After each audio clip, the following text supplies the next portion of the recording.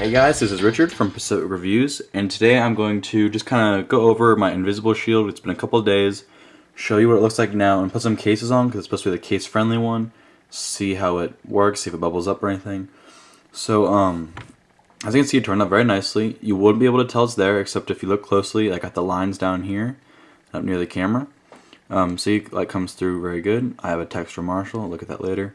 So, I can tell that it's supposed to be for cases because if you look really closely, see the line right there? That's the edge of the shield. So when the case comes up, it won't hit the corner and bubble it up. It'll kind of fit in that space right there. The camera and hole up there, as you can see, cut very, very thin, but it fits it great. And so overall, it turned out really good. It feels nice. Light comes through nice, like I said.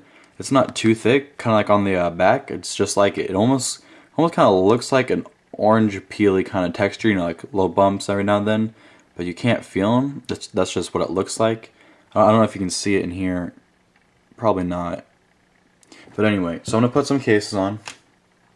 So first is this case. I can't remember exactly what it's called right now. I think it's the Versa Duo or whatever. I'll put it along the bottom right here. But so first of all, I'll do this one. Now this one usually doesn't have trouble bubbling up, but I'm gonna put it on just in case so you can see the fit around the edge of the case, or around the see if you can see the lip there. Put that first piece on. Sorry, I'll put it in view here. Let's get this up, and then just kind of put these on here and bring it around. And so that was an easy install. So as you can see, this one doesn't cover all the edges, which would bug me kind of with this because you can still see the line is still separated. Let me see. There you can see it right there. But this case never really had a problem with bubbling up. I just put it on to show you that you can see the edge through there. So I take this one off. And this piece just comes off like this. Okay. So next is the Apple iPhone 4 bumper. This gave me some trouble bubbling up with other screen shields because it's pretty tight to the phone. You could get around it if you kind of stretch the rubber over so it kind of pushed down on the screen shield instead of coming up on it. But it was kind of annoying to try and get around. So let's make sure it's on all the way. For some reason, I always put this case on the other way, like this would be over here, this would be over here. I don't know why. Make sure it's on all the way. You have to get the corners up and over. Okay, so as you can see, this fits nicely. Comes mostly up to the edge of the screen shield, just not in the corners where it's a little shorter. Comes up there, the sides it does nicely. The top it does, except for again for the corners, you can see there. And this side it is. So this goes on nicely, of course, meant for the phone. Should fit nicely. Now the last case I'm going to put on here in the video makes all my screen shields bubble up. It's a really tight fitting case, goes really tight around the corners. I don't know if you could guess it, but the Spec Candy Shell. As you can see there, and I've used this case a lot. You can see all the scratches on it because it's glossy, it scratches.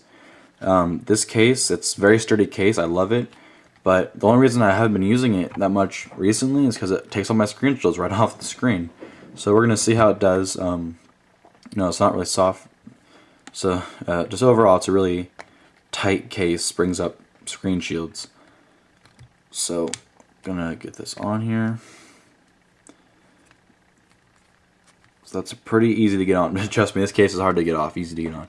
So as you can see, it didn't bubble up the screen shield because it didn't touch it at all. You can see the lip there around. So it does give some extra room just for the cases on purpose. That's why it's meant to go with the case, so you can see it. So yeah, it works nicely with cases because it gives you that lip. So I wonder if the screen would come up on a regular one. I'm not sure. Maybe I'll get one of those sometime, or maybe Marshall can with one of his products. Maybe my iPod Touch, and we'll try it out. But if you have problems with your screen shields coming up like I did, and you want Invisible Shield, just to be safe, I would get the one that's meant for cases, because as you can see, it works nicely. This case, it'll bring all my screen shields just right off the screen. It'll make a bubbles in the corner and here, and if you're not careful, it'll come up, and It's just crazy. So it worked out nicely with the cases. This 20 minutes after I put it on, I was using it fine. There was no haziness, nothing, wasn't sliding. It worked fine. I love it. So I would definitely recommend InvisibleShield. They're just easy to install, work nice, last you a long time, easy to clean. So definitely recommended. So this was just me showing you if it worked with cases. It did. So this has been Richard from Pacific Reviews. Thanks for watching.